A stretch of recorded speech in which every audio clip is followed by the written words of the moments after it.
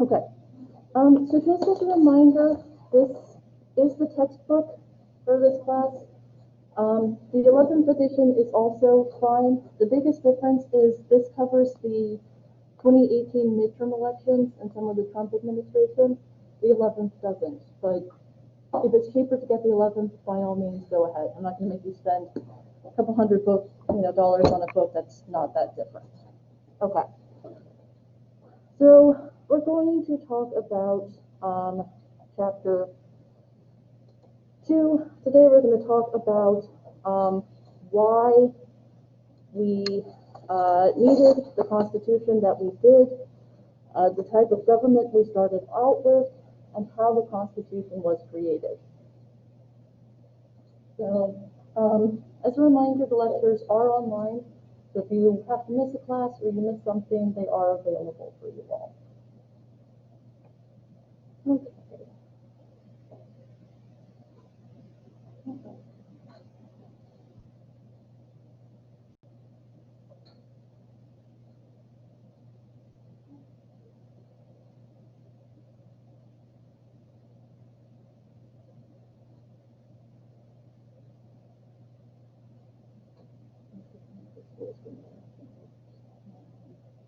Okay.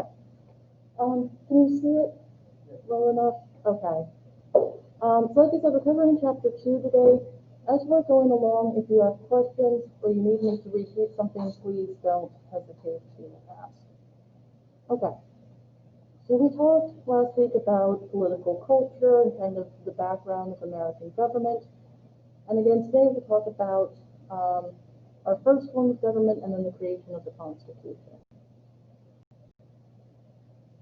Okay. So the American colonies, of course, had 5 major interest groups. The elites, who were the tobacco planters, the merchants, the people who were working for the British government. And then you had the radicals, the shopkeepers, the small farmers, and the laborers. And so they would argue back and forth with each other about who got access to what, power, and so on. So for a while, there wasn't, okay, it's a little difficult to understand what I'm saying. Let me see if I can speak up a little more for the people online. Okay. So the groups were fighting for power, right? Fighting for control, fighting over who got what. So originally it was colonist versus colonist, and there wasn't any real united opposition to the British government. Okay, is it a little better, Ezekiel? Joys of trying to speak in the face mask. A little, okay. I'll try to speak up as clearly as I can. Okay, so again, you got these groups fighting with each other, and what really ended up bringing them together was their opposition to the taxes. I'm sure a lot of what we'll be talking about today will be familiar from your history classes. Okay.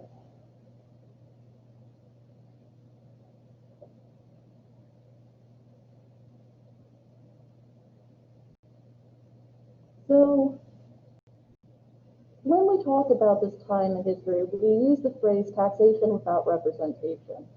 But the reality was the taxes were kind of hard to enforce outside the cities. If you go to the middle of nowhere in Pennsylvania, how do you enforce taxes there, right? How do you spread the power out? So the colonies weren't actually paying that much in taxes.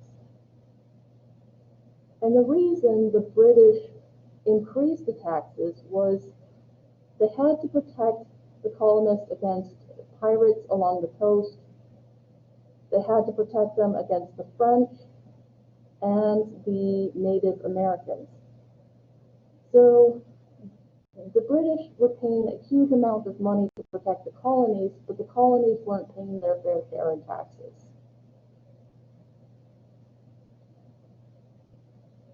And keep in mind, during this time period, there wasn't an income tax.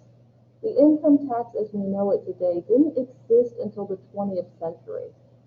We didn't actually have an income tax in this country until about 1915, 1916.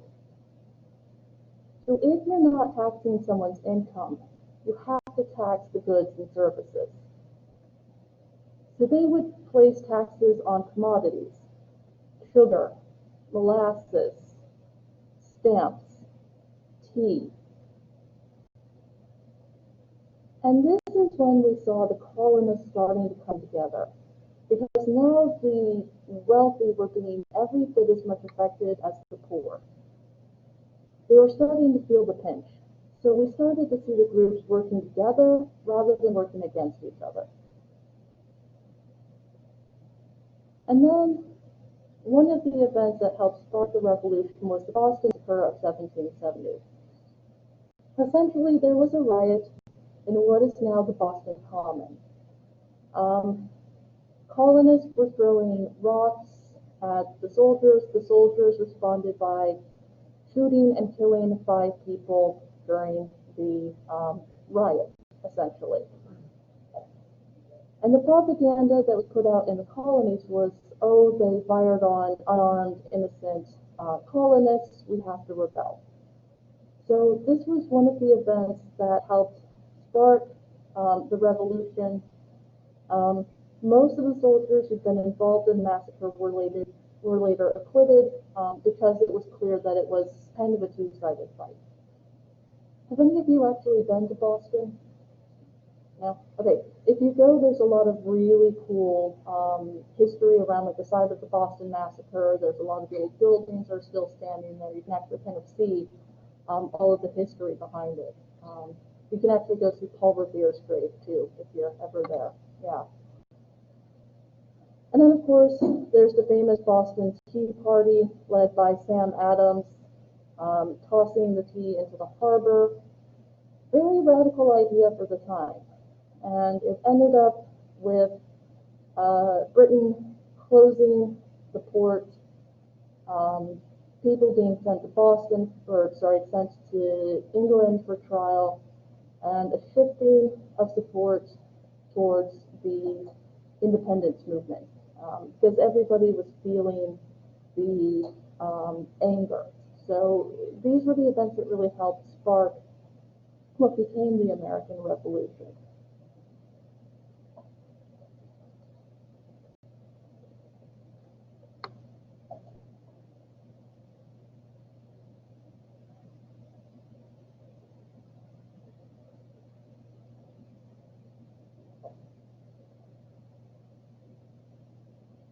And Sam Adams is also buried in Boston. He was not the guy who founded the brewery that is now Sam Adams. It was named after him. But if you're also in Boston, people will sometimes leave a bottle of Sam Adams beer on his grave as a tribute. That's why not?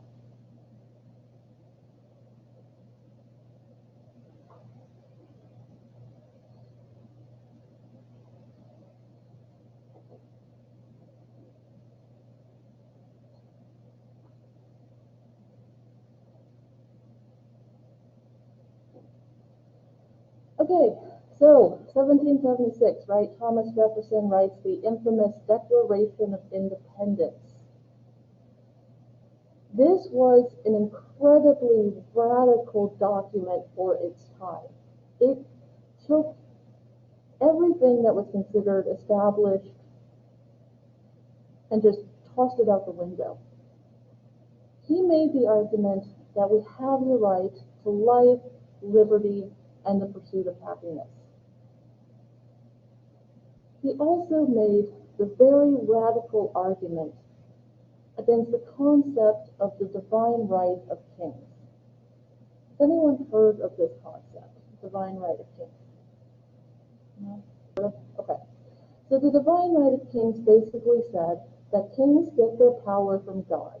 So to go against your king is to go against God. So of course you can't rebel against your king. Jefferson said that's ridiculous. Kings get their authority from the people, not from God. So if the people are unhappy with what the king is doing, they have the right to demand change. They have the right to go against the king. So again, a very radical idea for the time, that kings are human, that you have the right to protest inequality or injustice.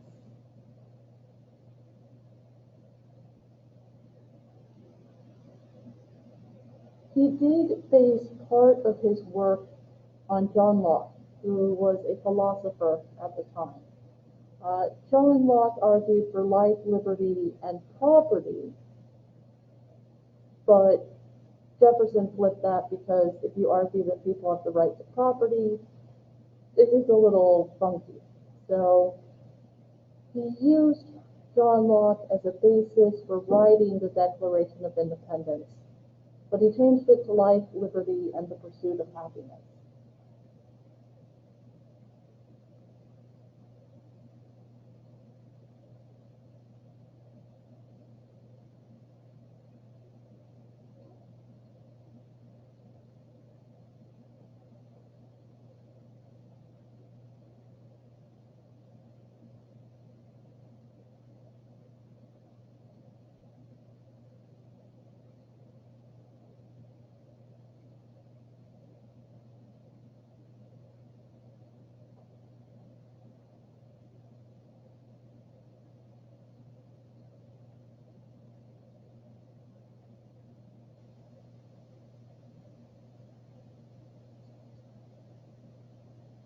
Okay, any questions before we move on?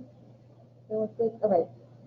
Any of you online have any questions? You can type it or you can use the hand raising icon on your screen.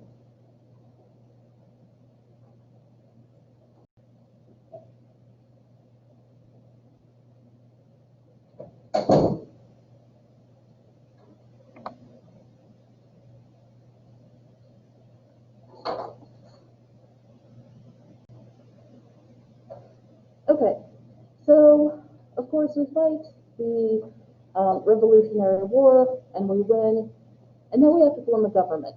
So the first government we had was called the Articles of Confederation. So this was our first attempt at creating a government. And the Confederation, you can compare it to the modern day United Nations.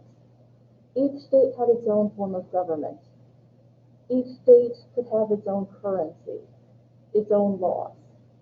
So it was more like a loose agreement amongst the various states rather than a formalized central national government.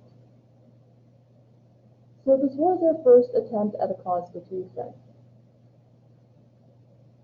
And the way Congress worked was essentially they were messengers from the state legislature. So the members of Congress from Massachusetts would say, here's what we want. There was no president. We had just gotten rid of a king. We didn't want a centralized authority yet again. So no president. Congress, the members were paid by their state legislatures. They could be sent home if they irritated the members of their state legislature. And each state only got one vote. It was also true that they had to have a unanimous agreement to make any changes to the Articles of Confederation. Getting unanimous consent on anything is next to impossible, let alone changing laws. So obviously this wasn't a very ideal form of government. This wasn't going to work in the long run. And because each state had its own power, there was no real way to conduct foreign affairs, foreign relations on a national level. John Adams went to England to try and negotiate a post-war treaty. And the British said to him, you're not one united nation, so we're going to negotiate 13 separate peace agreements. And obviously, a state like Virginia that had tobacco and products that England wanted was going to get a better deal. So we couldn't set up a relationship with Britain or France or Spain, the three major powers at the time. So obviously this wasn't a very effective form of government, not ideal. The two good things that did come out of this first form of government were the Land Ordinance and the Northwest Ordinance. So the United States did expand in terms of their states, and we did buy some more land to the west. But because of the limits on Congress, because of no central authority, it became clear very, very quickly that this wasn't going to work. And this is what happened during Shays' Rebellion. There was a rebellion by farmers against the government in Massachusetts. They said, we're not getting a fair deal in the courts. You're not giving us the chance to hold on to our land. So armed farmers took over control of the courts, shut down the foreclosures, and began to march on what was then the Armory for the United States in Springfield, Massachusetts. And Congress couldn't get its act together. They couldn't figure out how to send troops to deal with the rebellion, how to restore order.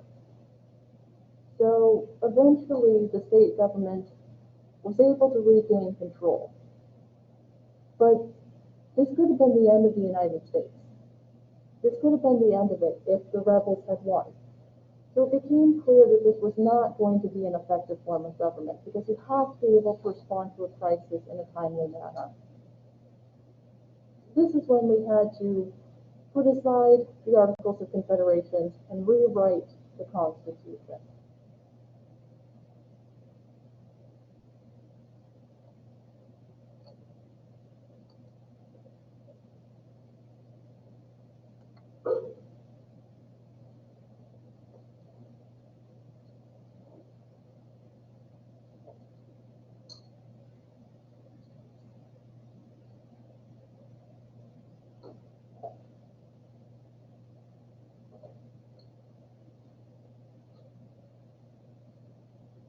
Okay, any questions before we move on?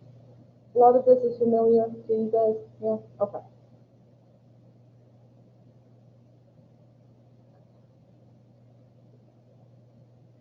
Okay, so then of course we get the famous Constitutional Convention held in Philadelphia. And of course, you have to rewrite the Constitution, right? You're going to have to create a form of government that isn't going to be temporary, that can respond to national problems, that has the ability to work in a fairly coherent manner. Now, obviously, there's always going to be a debate over what the motives were for the framers, right? Why did they create the Constitution the way that they did? One argument is that the founders were only interested in personal enrichment, that they would be the first presidents, members of Congress, and so on.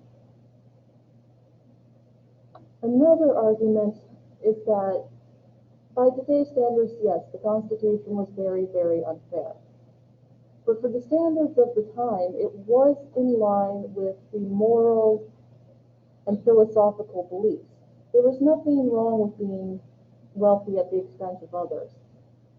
There was nothing wrong with slavery. If we measure the Constitution against today, sure, it's not, a perfect moral document, but for the time, it was in line with the morals of the day. So the middle ground is more that the founders wanted to create a system that would exist for a long time.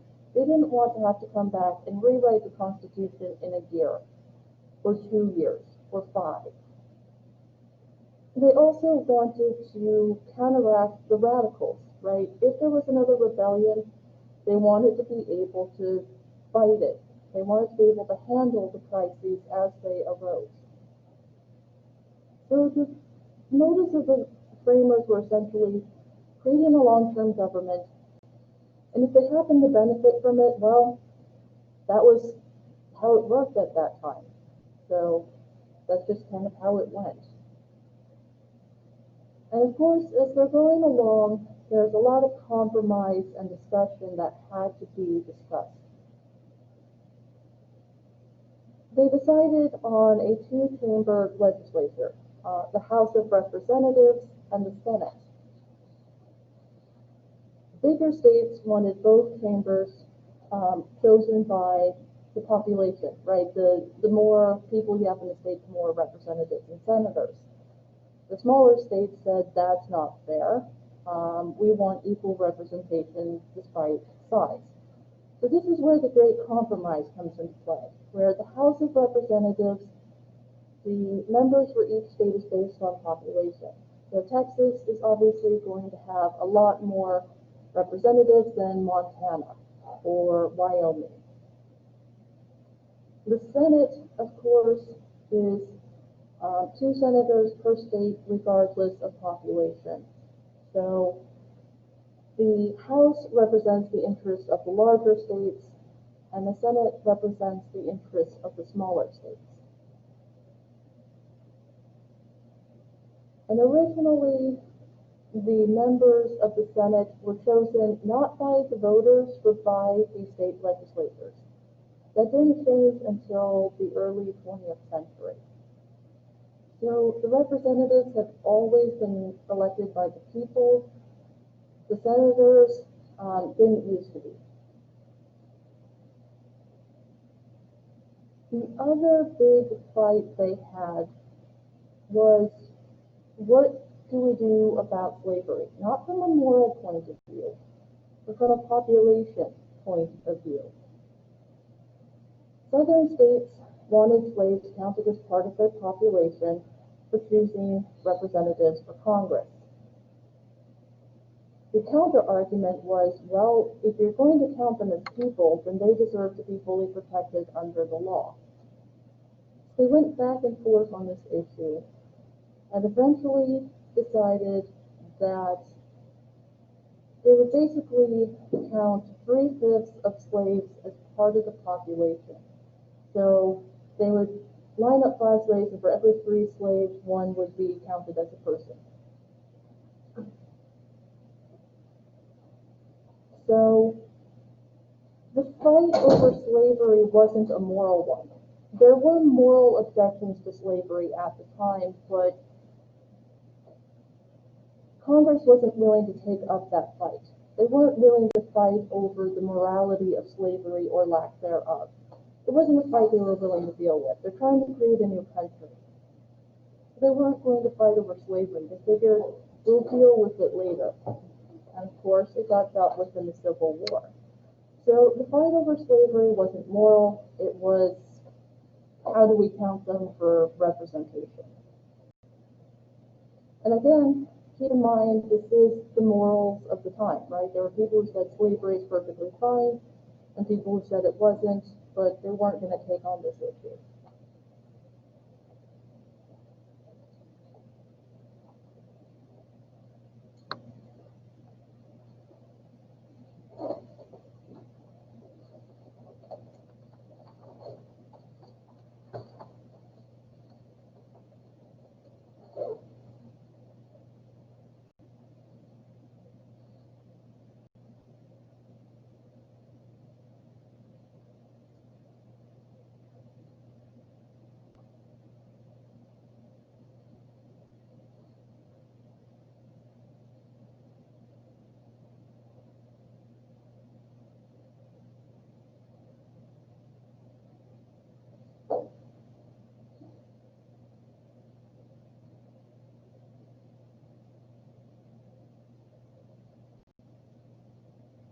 So now we're going to break down the various parts of the Constitution that created the system of government we have today.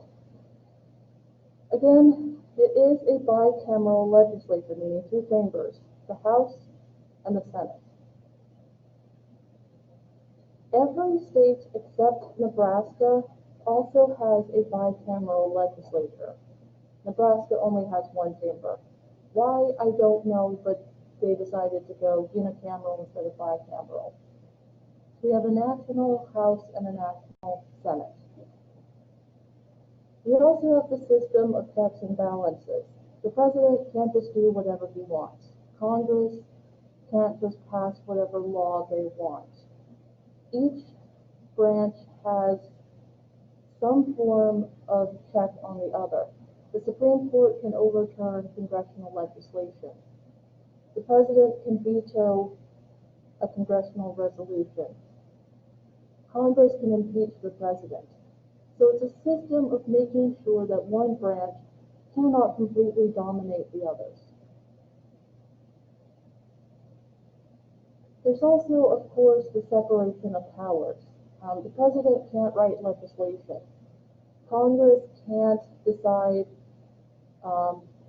what's constitutional and not. The Supreme Court can't create new legislation. Each branch has its own separate, unique powers. There is some overlap, of course, but the idea was if we separate them out, then again, nobody can dominate each other, right? No one branch is supposed to dominate the other two.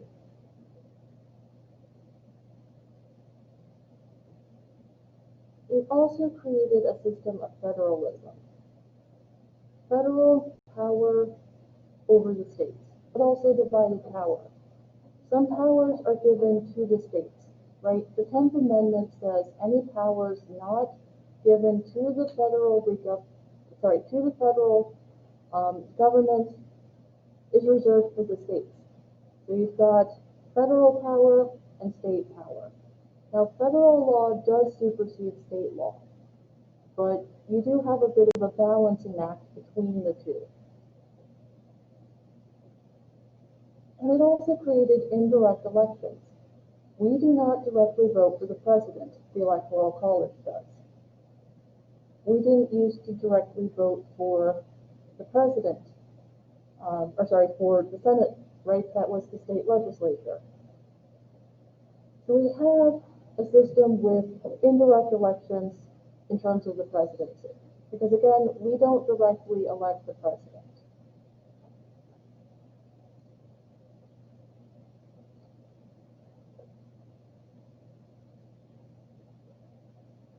And we're going to talk about the Electoral College later and all its confusing glory, so that's something to look forward to.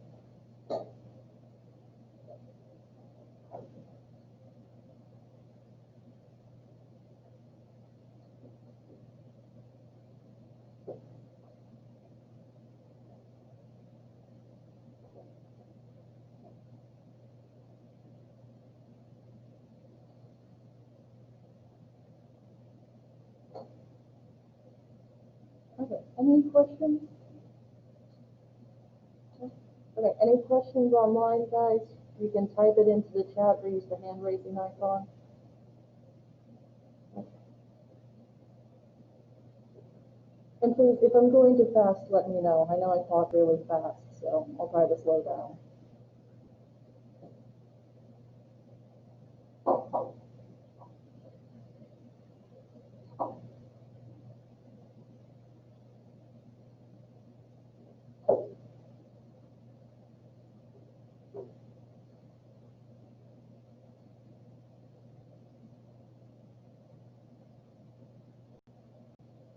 All right, so the first branch, of course, is the legislative branch.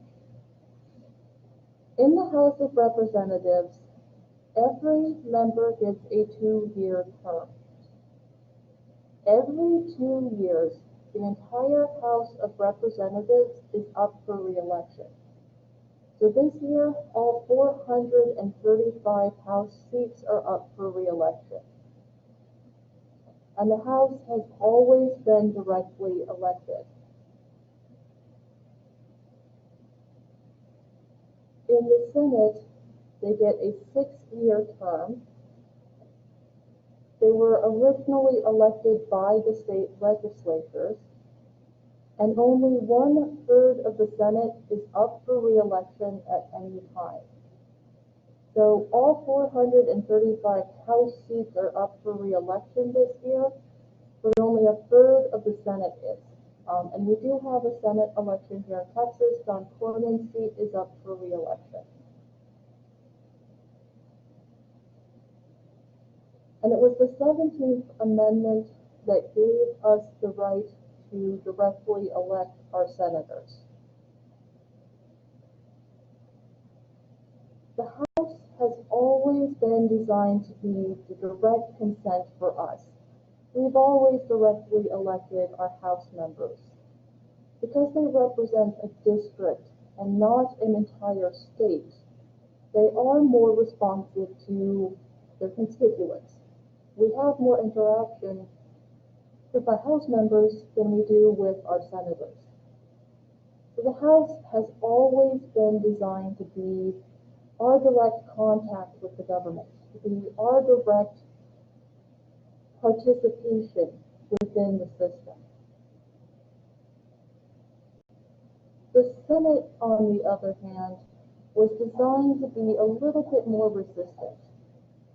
The idea was that the Senate would be the more mature, robust body, that would be made up of the elder statesmen, that they would be less resistant to pressure. If you have 6 years to get something done, you're not going to rush as much.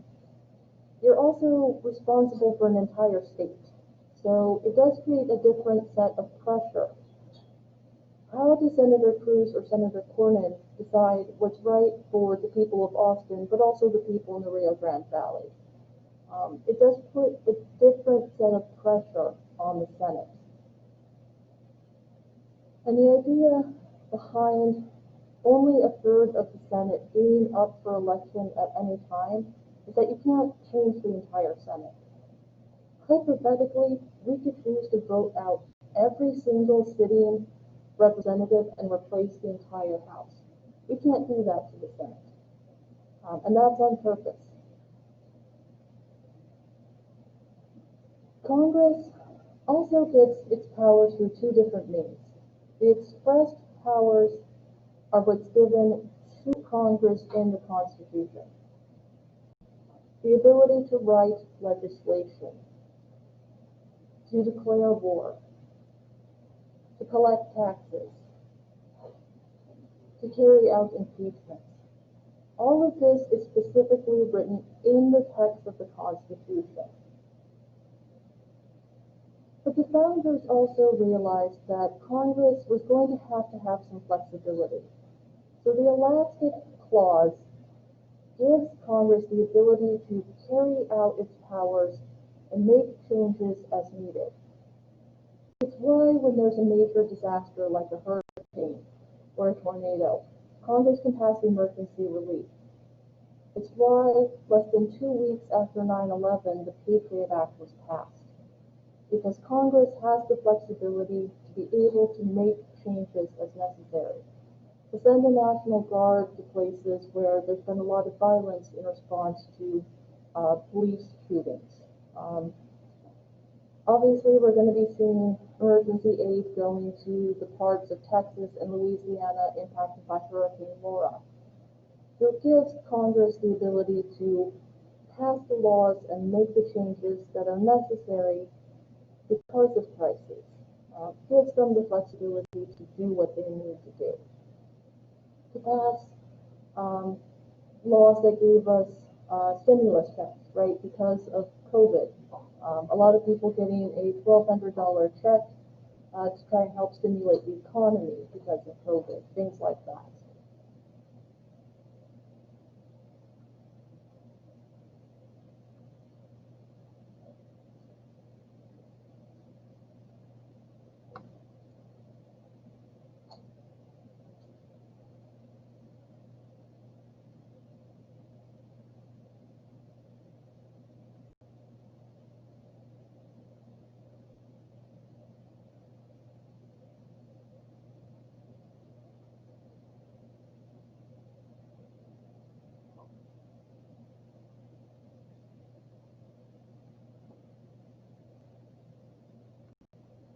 So the executive branch, some of the founding fathers did not want a central leader, but they realized it was necessary because of the failings of the Articles of Confederation.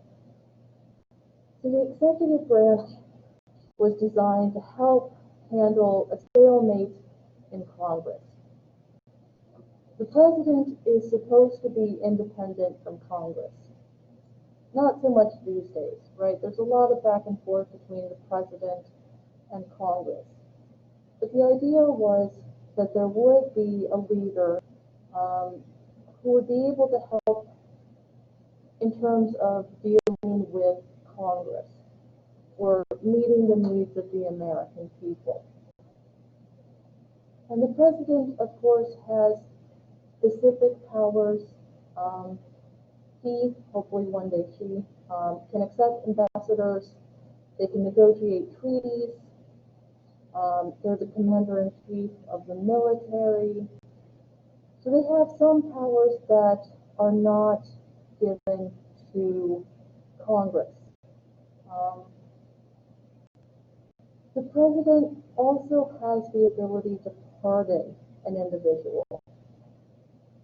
Pardons are usually given for nonviolent offenses like drugs, things like that. Sometimes they're given to violent offenders. More often than not, it's drug-related, or like the pardoning of Chelsea Manning, which of course was very controversial.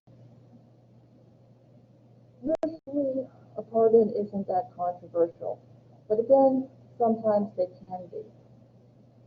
When President Nixon chose to pardon former President Ford, when President Ford chose to pardon former President Nixon because of Watergate, there's a lot of backlash to that. A lot of people who said, was there a backdoor deal where Nixon said, I'll resign if you pardon me? Of course, the pardoning of Chelsea Manning for her involvement in WikiLeaks, that was also fairly unpopular. Again, usually they're not, sometimes they are. It just depends.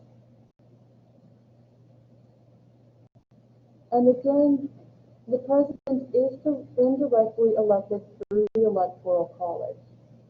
We'll talk more in depth about that as we go on, but essentially the Electoral College is made up of 538 individuals, 435 to represent the House, 100 for the Senate, and 3 for Washington, D.C. For a presidential candidate to win, they have to get 270 out of 138 Electoral College votes. So each state is given a number of electors. Texas, for example, I think has something like 38. So once a candidate gets to 270, they are the president. Which is why in 2016, even though Hillary Clinton won the popular vote, Donald Trump won the Electoral College, so he was president. And this has happened 4 times in history, where the winner of the popular vote is not the president. There's a lot to be said for that, but that's essentially what they decided, is that we would not directly elect the president.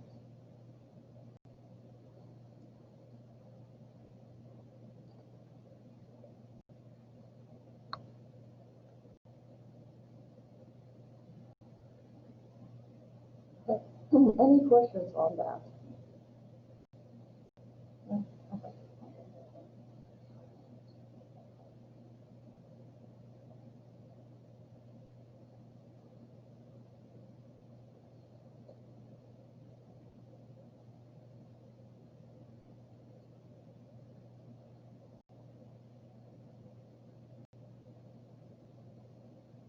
All right, so the last branch, of course, is the judicial branch.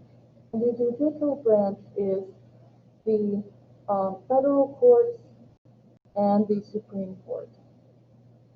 The U.S. Supreme Court has the power to resolve a conflict between state and federal government. If a state passes a law that could contradict federal law, then the Supreme Court will likely hear a challenge to that law. The Supreme Court can also hear challenges to congressional laws. The Affordable Care Act was challenged in terms of constitutionality, and the Supreme Court heard that case. The U.S. Supreme Court is the highest court in the United States. Any decision they make is final. Only the Supreme Court can overturn a previous Supreme Court decision. They have done that on occasion. Brown versus the Board of Education in 1954 overturned the former decision in Plessy versus Ferguson. So it's the final court of appeals, and the decisions they make are final. And they have to be implemented across every state.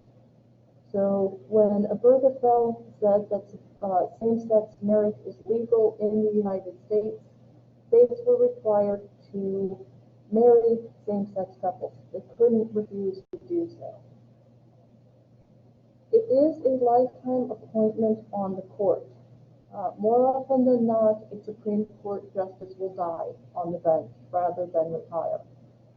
They can be impeached, but that's exceedingly rare. Usually they either retire or die on the bench. They are also a court of judicial review. They make the final decisions in interpreting the Constitution. Does the Constitution say same-sex marriage should be legal? They said yes, and here's where in the Constitution, right? So they get to decide how to interpret the Constitution and how to settle the differences between state and federal law. Does the state have the right to pass marijuana laws or right to die legislation? That's an issue the Supreme Court will take up. And the court does look at the supremacy clause. National laws are superior to any state or local laws. So if there's a challenge to a state law, the court will look at it and say, well, does the federal government have power over this, or does it belong to the states? If it belongs to the states, then the supremacy clause doesn't apply. If it belongs to the federal government, then the state law is more likely to be overturned.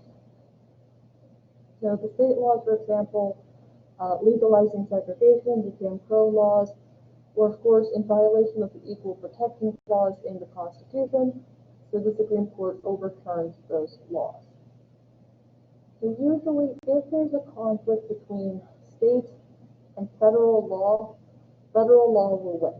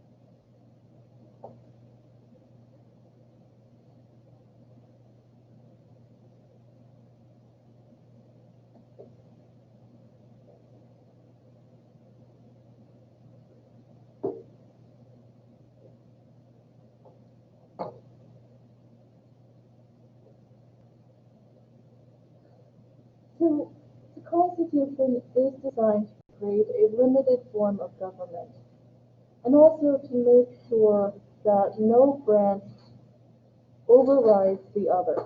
So each branch has its own powers, and each has some control over what the other branch does.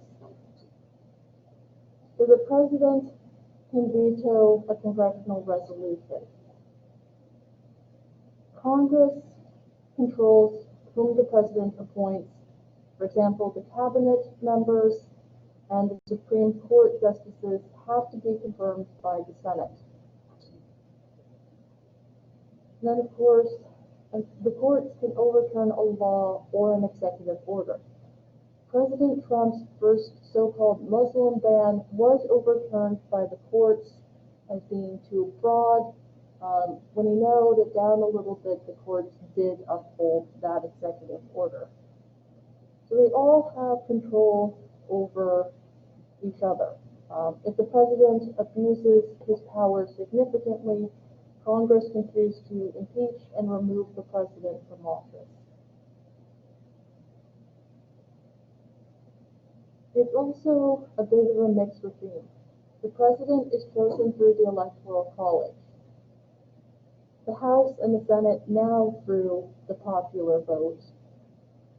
And the Supreme Court by presidential appointment and Senate confirmation. We have no say in who's nominated to the Supreme Court. And we have no say who ends up on the Supreme Court. We can write our senators and say, we want this person on the bench or we don't, but it's not up to us.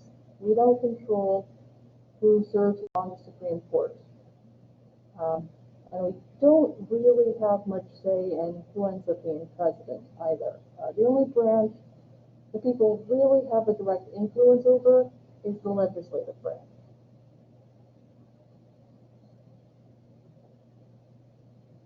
There's also protections for us against the government through the Bill of Rights.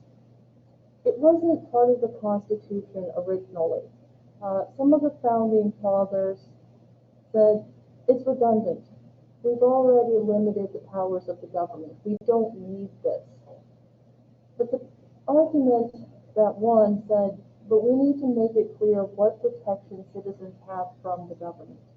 We need to make it clear what rights you have against government intrusion. So the first 10 amendments to the Constitution are the Bill of Rights. And they outline the protections we have from the government. Freedom of speech, freedom from cruel and unusual punishment, and so on. So the Bill of Rights is another form of checking the government, making sure they're not violating our civil liberties or civil rights. That if you go to the airport, they don't do an invasive body cavity search because you're getting on the plane, things like that.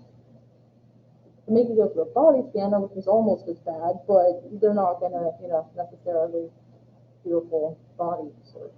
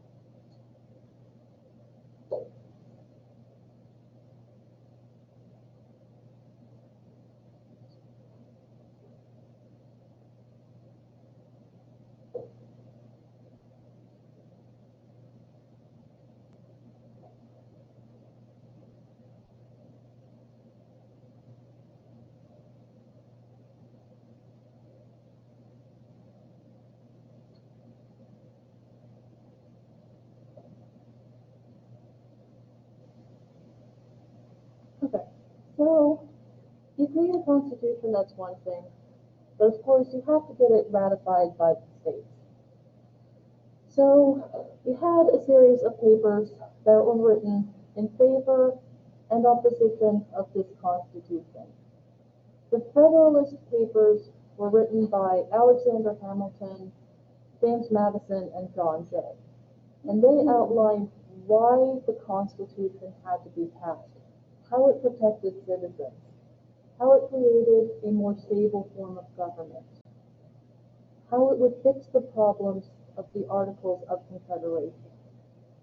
So they made the arguments, and they were published in newspapers about why the Constitution should be ratified. The Anti-Federalists were not as well organized. They made the argument that the government would be controlled by a small group of elites, that the few would use its powers to dominate the many. So both sets of arguments were published in newspapers across the states, trying to reach the people to see how they felt about this proposed new government. And the Federalists were more successful. They were able to make the argument that the Constitution does limit the government, that there are limited and enumerated powers given to the national governments over the states and the people, that there are protections already in the Constitution that would prevent it from allowing a group to abuse the power of the Constitution. That there are already controls in place that would prevent an abuse of power. The Anti-Federalists basically said, we don't want the Constitution, but they didn't suggest an alternative form of government that would work. So the people were looking at this and saying, okay, you don't like the Constitution, but you're not suggesting a form of government that would work instead. The Articles of Confederation clearly didn't work, so we're going to take a chance on this Constitution.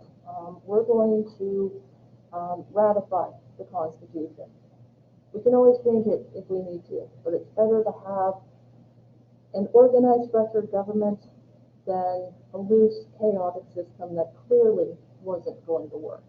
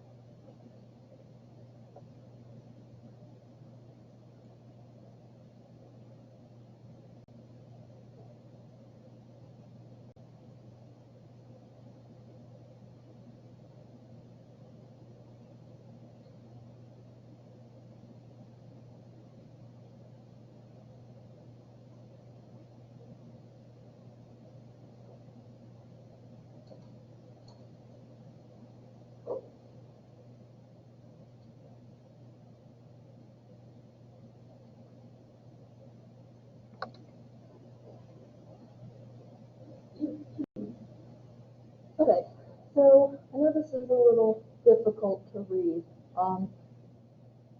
There's two ways a constitutional amendment can be proposed. The first is by 2/3 of the members of both the House and the Senate. So 2/3 of the House and 2/3 of the Senate have to propose a constitutional amendment. The other way is at a constitutional convention called by 2/3 of the states. Most of our amendments have been introduced through Congress. It's easier to get a 2/3 majority in Congress than getting 2/3 of the state to call a convention. So after an amendment has been proposed, for example, the 26th Amendment, which lowered the voting age from 21 to 18, it then has to be voted on. There's two ways it can be done. First, by a third-fourth majority of the state legislatures, or by 3/4 of a ratifying convention. Most of the time, it's through the state legislature. Again, it's just easier than trying to call a constitutional convention. So an amendment is usually introduced through Congress and then ratified by the state legislatures. And of course, we can influence the state legislature, say we want this amendment to be passed. And then once it reaches the 3/4 mark, it becomes law and it gets added to the Constitution.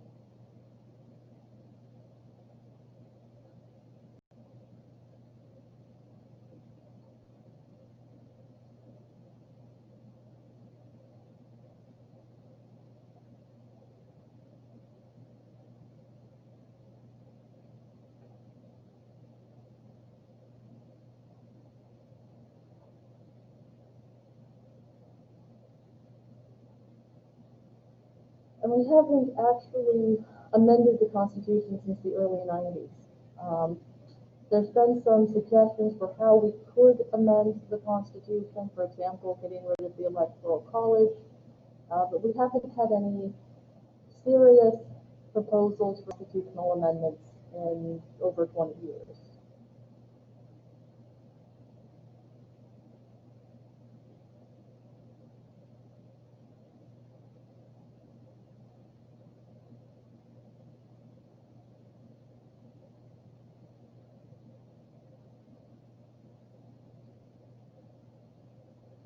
Okay.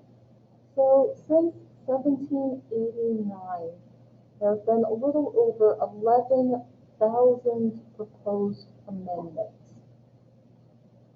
Only 29 of them have been officially proposed to the people. Some of the amendments were seen as redundant or unnecessary, in clash with the Constitution. So only 29 amendments have been officially proposed. And we've only amended the Constitution 27 times. So there's 27 amendments in the federal Constitution. The last one that was added, the 27th, essentially says Congress can't vote to give itself a pay raise during an election year. So that was the last amendment added to the Constitution. Amendments are used to protect rights.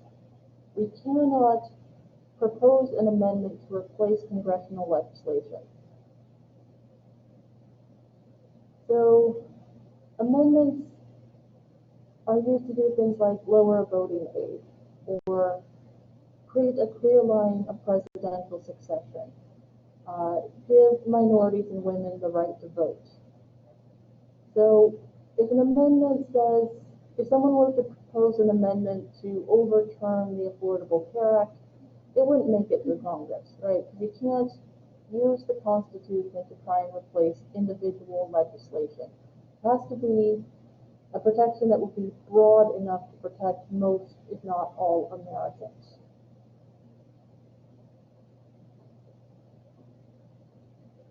And if an amendment is proposed with the idea of trying to promote social change, it's not necessarily going to make it. An example of this is the Equal Rights Amendment.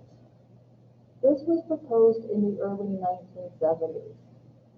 And essentially, what it would have done is enshrined equal protection under the law on the basis of gender.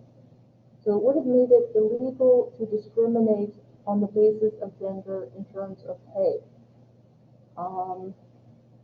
the types of jobs women are allowed to work, um, sexual harassment, and so on. There was a fair amount of opposition to the Equal Rights Amendment. Some of the opposition said women are already protected by the 14th Amendment. The other argument that was made is if you give women equal protection under the law, then they'll be subject to things like the military draft like men. So the arguments against the Equal Rights Amendment were more successful.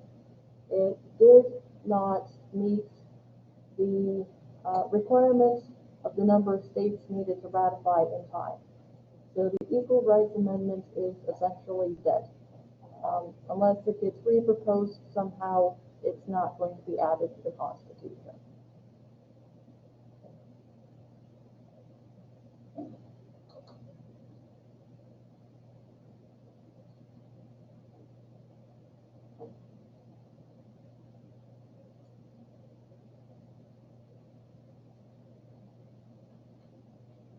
And the Equal Rights Amendment was proposed during the women's rights movements in the 60s and early 70s, when jobs would be divided between jobs for men on one side and jobs for women on the other, where women couldn't get a credit card without their husband's or father's permissions, things like that, that were in desperate need of change.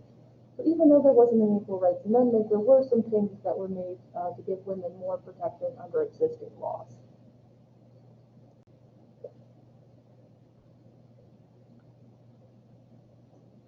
And there's a really good miniseries on Netflix called Mrs. America about the leader of the opposition to the ERA, a woman in Phyllis Schlafly, who managed to get it killed, essentially, and how she did that.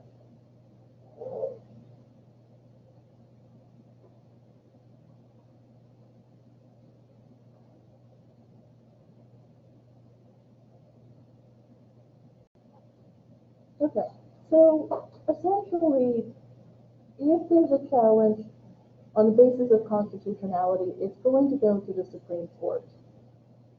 And the Supreme Court has reinterpreted the Constitution as necessary. For example, the Fifth Amendment gives us the right to remain silent, protection from self-incrimination. But it wasn't until 1964 in Miranda v. Arizona that the Supreme Court said that is a fundamental right that we got our now famous Miranda warning. The Sixth Amendment guarantees us the right to a lawyer, but it took until 1963's Gideon v. Wainwright for that to be established, to where it would say, if you can't afford a lawyer, one would be provided for you. So throughout the 20th century, the Supreme Court has been reinterpreting the Constitution to make clear what our rights are, to legally enshrine the rights provided to us by the Constitution. And by and large, on the issue of the right to privacy, the right to privacy is not guaranteed anywhere in the Constitution. Nowhere does it say that we have an inherent right to privacy. What the Supreme Court has done, though, they've used the 14th Amendment to give us a right to privacy, using the Equal Protection Clause. So the Supreme Court has used the 14th Amendment to give women access to birth control, to legalize abortion in 1973 in Roe v. Wade, to legalize same-sex marriage in 2015. Nowhere in the Constitution does it say we have the right to contraception, or to not have the police search our cell phone. So over time, the Supreme Court has had to reinterpret the Constitution to keep up with changing ideas, changing technology. And the members of the Supreme Court do tend to look at the Constitution in two different ways. The more liberal justices see the Constitution as a living document, that is subject to change when needed, that we can reinterpret the Constitution in the modern era. Nobody in 1776 would have thought of the idea of cell phones, but inevitably that issue was going to come up. So the Supreme Court had to say, do the police have the right to search your cell phone without permission? No. So little tip for you guys, if you get pulled over by the cops, or you're in a police station and they ask to search your cell phone, you have the right to say no, and you have the right to say you have to get a warrant. They can't just take it from you. So these justices will say the Constitution has to be reinterpreted to keep up with modern technology, modern issues. A more conservative justice will say that the court should limit its decisions to strict interpretation of the Constitution. So they'll say the Constitution doesn't guarantee a right to marriage, so we can't give same-sex couples the right to marry. That's a state issue. Or we don't have the right to say cops can't search your car without permission. There's two different arguments. On the one hand, the people who say the Constitution is a living, breathing document subject to change, and the others who say the role of the Supreme Court is to interpret what's in the Constitution and only base their decisions on that. Keeping in mind, of course, the Constitution is over 200 years old. And obviously, things are going to have to change as society changes. We have to deal with new technology. We have to deal with when cars were invented, computers, cell phones, etc. So the courts, by and large, have reinterpreted the amendments to give us protections with new technology. The Fourth Amendment protects us from them placing a GPS tracker on our car without a warrant, things like that. So over time, the Constitution's had to change to keep up with modern technology, modern ideas.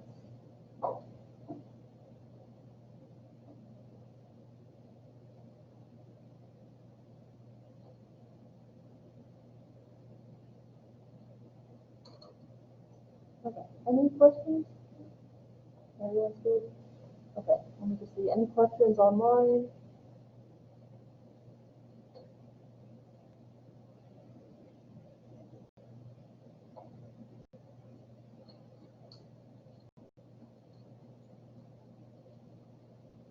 Looks like it. Okay, so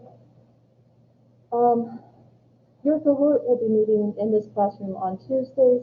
On Thursdays, if you can attend the class online during class time, that's fine. If you can't, the lecture will be up on YouTube sometime after class for you to watch it. So Thursday, we're going to start talking about federalism and the first half of chapter 3. So if you can attend class online, great. If you can't, that's fine. Just try to watch the lecture when you can and let me know if you have any questions about that over the weekend.